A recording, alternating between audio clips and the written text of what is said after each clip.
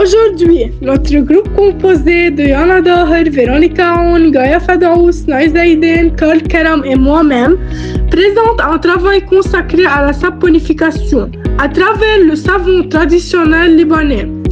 Ce travail aborde ce sujet sous plusieurs aspects. Scientifique, en étudiant les effets du savon sur la peau et sur l'hygiène. Chimique, en analysant la façon dont il se forme, sa composition et la réaction de saponification. Et historique, en présentant d'où a commencé le savon ainsi que les dates les plus marquantes dans son évolution. Il met en lien différentes disciplines afin de mieux comprendre ce produit du quotidien et son importance. L'histoire du savon au Liban. L'aventure du savon commence 1000 ans avant Jésus-Christ avec les Phéniciens qui inventent un mélange naturel d'huile d'olive et de cendre. Ce savoir-faire devient une véritable industrie en 1480 grâce à la construction du Khan Sabon à Tripoli. Vers 1600, sous l'Empire ottoman, la production s'organise et se développe dans tout le pays. Elle connaît son âge d'or entre 1750 et 1850. Tripoli compte alors 400 savonneries et exporte ses produits jusqu'en Europe. L'industrialisation arrive ensuite vers 1870 avec les premières usines modernes. Le secteur traverse une crise majeure en 1975 quand la guerre civile entraîne le déclin des savonneries. Heureusement, depuis les années 2000, on assiste à une renaissance du savon artisanal. Aujourd'hui, le Liban renoue avec ses méthodes traditionnelles pour proposer des savons naturels et bio qui font la fierté du pays. Les savonneries libanaises se sont progressivement répandues de Tripoli, le premier foyer majeur de production de savon, grâce à son importance commerciale et artisanale, vers les différentes régions du Liban comme Saïda et Beyrouth. Certaines savonneries actives continuent de préserver ce patrimoine et d'autres sont inactives. Ceci témoigne à la fois de l'essor passé et des difficultés actuelles de cette tradition artisanale. C'est l'atelier du savon. Le savon traditionnel libanais, il est fait juste avec l'huile d'olive, de l'eau et du soude caustique. Okay? Ce sont les trois ingrédients. La soude caustique n'est pas un ingrédient naturel, mais quand on fait la saponification, quand le savon est reposé, la soude caustique devient neutre, elle n'est plus là. Elle se transforme en savon. Okay? C'est pour cela qu'on n'a pas le choix, on ne peut pas faire du savon sans la soude caustique. Avez-vous remarqué une évolution dans la fabrication du savon? Tout à fait, oui, bien sûr. Quand on a commencé à produire du savon depuis 8 ans, on avait juste 10 genres de savon. On utilisait 3 ingrédients. Aujourd'hui, nous sommes avec des genres avec plus que 15 ingrédients. Recommandez-vous le savon libanais et pourquoi? Comme un Libanais, bien sûr. Mais aussi, il n'y a pas juste un seul genre de savon libanais. Ça dépend de chez qui, à quel point il est traditionnel. Quelle est la différence entre les savons en bloc et les savons liquides par les ingrédients?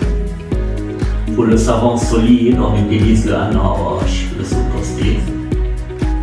Pour le savon liquide, on utilise le KOH et le soude de potasse.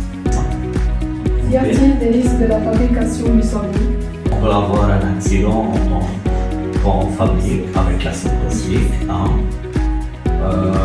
On peut, si on ne prend pas les mesures de sécurité, on peut faire tomber la solution sur nous et la peau. Quelle nouvelle connaissance avez-vous appris sur le savon depuis que vous avez commencé ce métier? Aujourd'hui, nous sommes, je pense, les plus spécialisés au Liban à offrir un savon qui peut adoucir un problème chez les gens. Quels sont les conseils que vous pouvez nous donner pour que nous fassions un bon savon? Prenez les précautions tout le temps. Aujourd'hui, on va réaliser une expérience de saponification. On va avoir besoin d'huile d'olive et d'huile de laurier. On a ici 1000 g d'huile d'olive et de 100 g d'huile de laurier.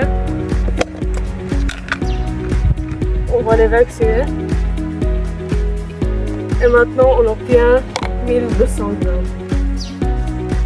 Pour faire la réaction, on a besoin de 450 g d'eau mélangée avec 200 g de soude caustique qui a pour formule chimique NaOH.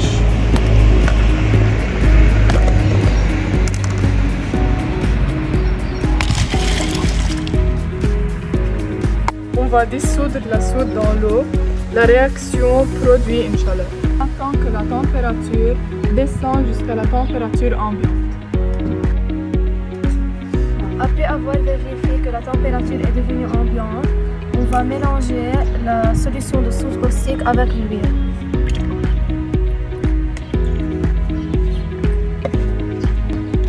On mélange avec le mixeur pour avoir une solution visqueuse.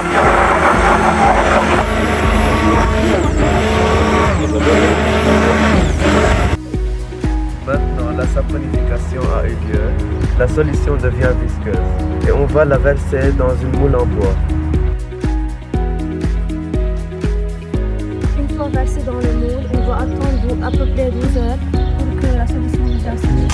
Après 12 heures, le savon s'est solidifié et on va le couper maintenant.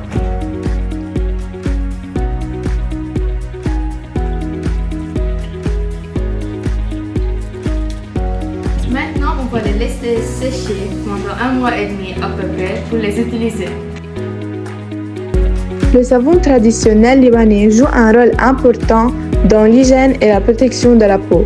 En nettoyant la surface de la peau, il élimine les microbes, les bactéries et les champignons responsables de certaines maladies, comme l'acné ou les infections cutanées. Il aide aussi à maintenir l'équilibre naturel de la peau, ce qui permet de limiter les irritations et de protéger la barrière cutanée. Grâce à cela, la peau reste plus saine et les risques de maladies diminuent. Le savon permet d'éliminer les microbes grâce à sa structure chimique particulière. Chaque molécule de savon possède une partie qui attire l'eau et une autre qui attire les graisses. Or, beaucoup de microbes, comme les bactéries et certains champignons, sont entourés d'une membrane riche en lipides, graisse. Le savon s'accroche à cette membrane, la désorganise et peut même la détruire. Ensuite, lors du rinçage, l'eau emporte les microbes avec les impuretés. C'est donc grâce à cette double action, destruction de certaines membranes et élimination par l'eau, que le savon nettoie efficacement la peau et aide à prévenir les maladies. Cette image montre la réaction de saponification, qui est une réaction chimique permettant de fabriquer du savon. Au départ, on a un triglycéride, un ester, composé de glycérol lié à 3 acides gras, représentés par de longues chaînes de carbone. Lorsqu'on ajoute de la soude, NaOH, les liaisons ester sont cassées. C'est une hydrolyse. Le triglycéride se transforme alors en glycérol et en 3 ions carboxylates associés à un A+. Ces ions carboxylates constituent le savon, tandis que le glycérol est un sous-produit souvent utilisé en cosmétique. Ainsi, cette réaction explique comment on peut obtenir du savon à partir de matières grasses et d'une base forte. À l'école de Frères Maristes, nous avons questionné une partie des élèves concernant le savon. Premièrement, une grande partie des élèves, soit 63,3%, utilisent le savon industriel, alors que seulement 36,7% utilisent le savon libanais. En plus, on remarque que 82,4% privilégient le format liquide, tandis que 17,6% utilisent encore le savon en bloc. Par ailleurs, l'enquête révèle que 68,7% des élèves ignorent l'origine de ce produit, contre 31,3% qui le connaissent.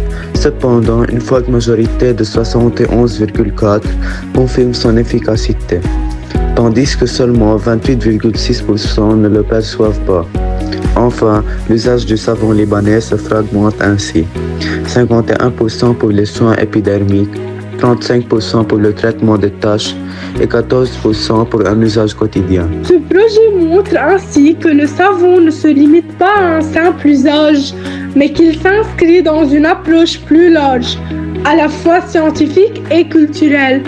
Nous remercions tous nos professeurs pour leur accompagnement et leur soutien. Monsieur Jean-Claude Ouhaïbé, Madame Sali Kallab, Madame Rita Khouré, ainsi que Monsieur Pierre Nekouzé qui a accepté de nous accorder une interview et de partager ses connaissances avec nous.